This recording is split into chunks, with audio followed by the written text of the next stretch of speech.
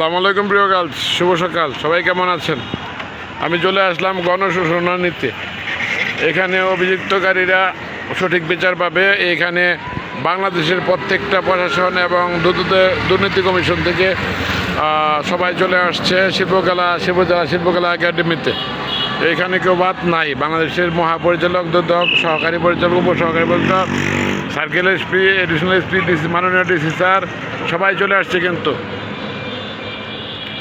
এই হচ্ছে অবস্থা।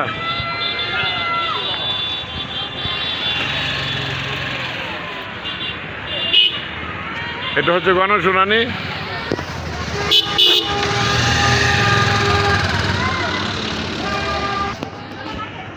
এই হচ্ছে অবস্থা।